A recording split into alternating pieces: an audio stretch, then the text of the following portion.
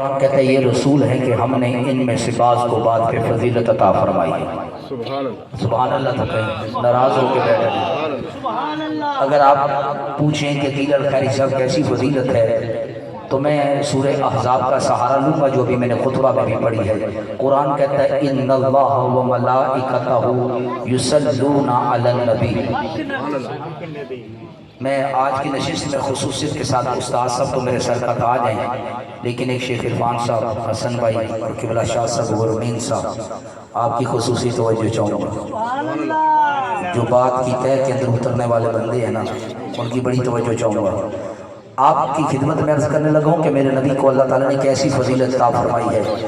ان اللہ و ملائکتہ یصلون علی النبی۔ اب یہ فضیلت سننی ہے۔ قرآن کیا کہہ رہا ہے؟ بے شک اللہ اور اس کے فرشتے نبی علیہ السلام پر درود بھیجتے ہیں۔ کس پر؟ علی النبی، نبی پر۔ کس پر؟ سارے توجہ رکھنا، علی النبی۔ اللہ تعالیٰ نے یہ کیوں نہیں فرمایا کہ ان اللہ و ملائکتہ یصلون علی محمد؟ ذرا جملے کی گہرائی میں اترنے کی کوشش کریں۔ نبی پاک کا نام محمد بھی ہے، آسمانوں پہ احمد ہے، لیکن قرآن کی یہ آیت میں یہ کیوں نہیں فرمایا کہ ان اللہ و ملائکتہ یصلون علی محمد؟ غور کریں، نبی پاک کا اس میں مبارک بھی ذکر نہیں ہے، چلو نام نہیں لیا، یہ فرما دیتا ان اللہ و ملائکتہ یصلون علی رسول، یہ بھی نہیں فرمایا، یہ فرما دیتا ان اللہ و ملائکتہ یصلون علی عبد، کہ بے شک اللہ اور اس کے فرشتے عبد پر درود بھیجتے ہیں۔ نہ عبد فرمایا، نہ محمد فرمایا، نہ رسول فرمایا۔ جب میں نے قرآن پاک میں غور کیا تو بات سمجھ میں آ رہی تھی کہ عبد کا لفظ اللہ نے کہاں استعمال فرمایا ہے۔ فرمایا سبحان الذی اسری بعبدہ، کہ وہ پاک رات جو لے گیا راتوں رات اپنے بندے کو۔ اب توجہ کیجئے گا، عبد کا لفظ معراج میں بولا، اب رسول کا لفظ یا ایھا الرسول بلغ ما انزل الیک من ربک، اور وما محمد اللہ رسول، فرمایا کہ میں نے عبد بھی نہیں کہا، رسول بھی نہیں کہا، محمد بھی نہیں کہا، میں نے نبی کہا۔ اب اپنے نبی کی عظمت کو سمجھنا ہے اور سننا ہے اللہ تعالیٰ نے کیا اسٹیٹس، کیا پروٹوکول اس محمد مصطفیٰ کو عطا کیا۔ قرآن عبد کیوں نہیں کہا، قرآن رسول کیوں نہیں کہا، قرآن محمد کیوں نہیں کہا، نبی ہی کیوں کہا؟ فرمایا اگر میں کہتا کہ بے شک اللہ اور اس کے فرشتے عبد پر درود بھیجتے ہیں تو عبد کا لفظ میں نے معراج کی رات میں بولا ہے تو لوگوں کو سمجھ آتی کہ اللہ اور فرشتے معراج کی رات سے درود پڑھتے ہیں۔ یہ قید لگ جانی تھی، کیا قید لگ جانی تھی، لوگوں کو پتہ لگ جانا تھا کہ معراج کی رات سے درود شروع ہوا ہے۔ اگر میں عبد کہتا اور اگر میں رسول کہتا تو میں نے 40 سال بعد اعلان کروایا ہے، تو اگر رسول کا اطلاق ہوتا تو سمجھ آتی کہ اللہ تعالیٰ اعلان نبوت سے درود پڑھ رہا ہے، یہ بھی قید لگ جاتی۔ اگر میں کہتا محمد پر درود تو یہ بھی قید تھی، کیونکہ محمد کے لائے ولادت سے تو پتہ لگا کہ نبی پاک پہ درود اللہ ولادت سے پڑھ رہا ہے، اس لیے نہ میں نے عبد کا، نہ میں نے محمد کا، نہ میں نے رسول کا، میں نے کہا نبی، اللہ اور فرشتے درود بھیجتے ہیں نبی پر، نبی جب سے نبی ہے تب سے پڑھ رہے ہیں، میں نے کہا نبی کب سے ہے، حدیث پاک میں کنت نبیّا وآدم بین الماء والطین، جب آدم گارے اپنے پانی کے درمیان میں تھے تب سے محمد نبی ہے۔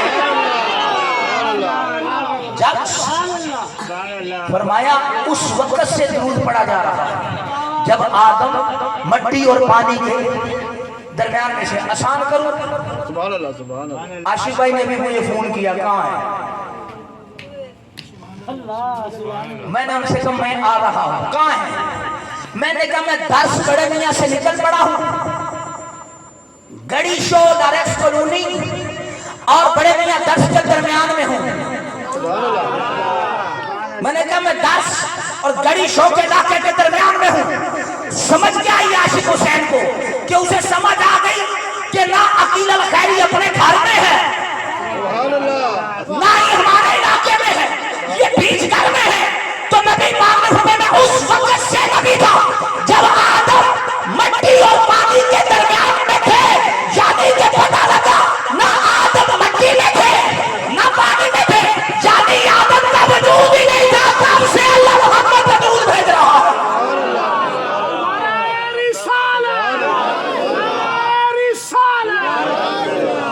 اب آخری جملہ ہے اور تقریر گئی سمٹ, کیونکہ استاد صاحب آ گئے, ہم نے اذان سے پہلے دعا کی. سبحان اللہ. میں حضرت مریم کا واقعہ پڑھنے لگا ہوں, حضرت عیسیٰ علیہ السلام سے ریلیٹڈ سورہ مریم. میں جلدی سے پہلے خلاصہ پڑھوں گا, آیتیں ساتھ ساتھ پڑھی تو تشریح لمبی ہو جائے گی. بس اتنا کہوں گا کہ جب حضرت جبریل امین تشریف لائے اور اللہ کے حکم سے 3 روایتیں ملتی ہیں کہ منہ میں دم کیا یا دامن میں دم کیا, سیب پہ دم کیا, تو آپ نے وہ کھایا یا دم کیا دامن پہ یا منہ میں, تو حضرت عیسیٰ علیہ السلام سے وہ حاملہ ہو گئی.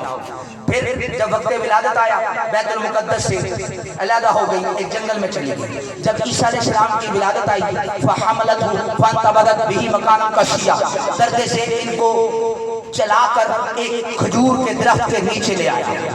خرود کا وہ جو درخت جس کے نیچے حضرت مریم سلام اللہ تشریف لائی, توجہ رکھنا پہلے بندے سے آخری بندے تک.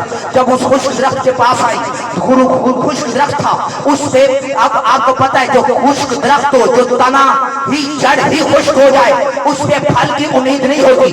اس خشک درخت کے ساتھ ٹیکا لگا لی. اب پریشان تھی کہ میرے ساتھ معاون بھی کوئی نہیں, بھوک بھی لگی ہے, پیاس بھی لگی ہے, کھانے کو بھی کچھ نہیں ہے. اب عیسیٰ ماں کے شکن میں ہے اور آگ کے ٹیک لگی کھجور کے درخت سے. اللہ نے فرمایا فَأَجَاءَهَا الْمَخَاضُ إِلَىٰ جِذْعِ النَّخْلَةِ تُسَاقِطُ عَلَيْكِ رُطَبًا جَنِيًّا. اے مریم تو پریشان کیوں ہوتی ہے اس درخت کے ساتھ جو خشک ہے, جس کے پتے بھی خشک ہیں اور پھل کی امید نہیں, بس ذرا اس کو ہلا.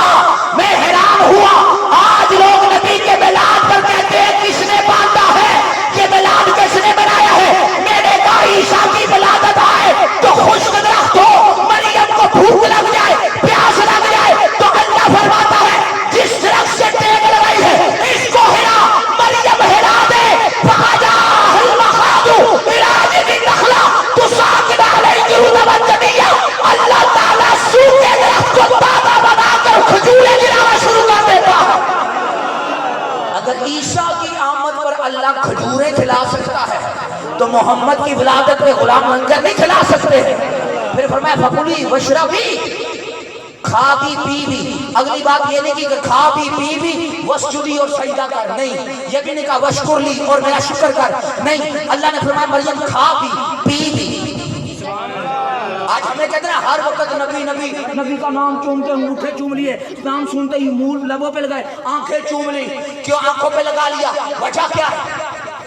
تو میں کہتا ہوں ہم کیوں چومتے ہیں؟ فرمایا فَكُلِي, کھا بھی, وَاشْرَبِي, پی بھی, وَقَرِّي عَيْنَا. اللہ نے نیمتے کھلا کر یہ نہیں کہا سجدہ کر, رکوع کر, شکر کر, نہیں.